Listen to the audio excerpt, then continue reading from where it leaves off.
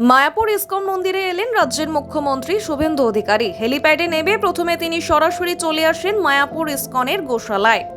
সেখানেই প্রথমে যজ্ঞ করেন, পরবর্তীকালে একাধিক গোমাতাকে নিজে হাতে পুজো দেন এবং প্রসাদ খাইয়ে দেন।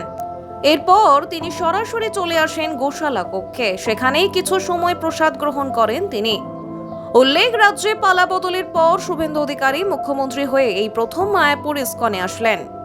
অন্যদিকে আজ বকরি ঈদ। বিগত 15 বছর ধরে তৎকালীন মুখ্যমন্ত্রী মমতা বন্দ্যোপাধ্যায় এই ঈদের দিনে বিভিন্ন ঈদের অনুষ্ঠানে যোগ দিতেন, এমনকি তাকে নামাজ পড়তেও দেখা যেত। এবার মায়াপুর ইসকনে এসে গোমাতা পুজো দিতে সেই ঈদের দিনকেই বেছে নিলেন শুভেন্দু অধিকারী। রাজনৈতিক মহলের মতে মুখে কিছু না বললেও ঈদের দিনে গোমাতা পুজো দিয়ে তিনি পরিবর্তনের ধারা বজায় রাখলেন। অন্যদিকে প্রসাদ গ্রহণ করার পর তিনি সরাসরি চলে যান মায়াপুর ইসকনের মূল মন্দিরে, অর্থাৎ চন্দ্রোদয় মন্দিরে।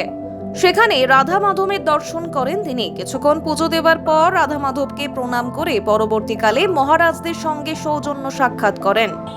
যদিও কর্মসূচির পর সাংবাদিকরা প্রশ্ন করলে তিনি বলে দেন যে এখানে কোনো রাজনৈতিক উদ্দেশ্যে আসেননি, শুধুমাত্র পুজো দিতেই এসেছিলেন, তাই তিনি কিছু বলবেন না।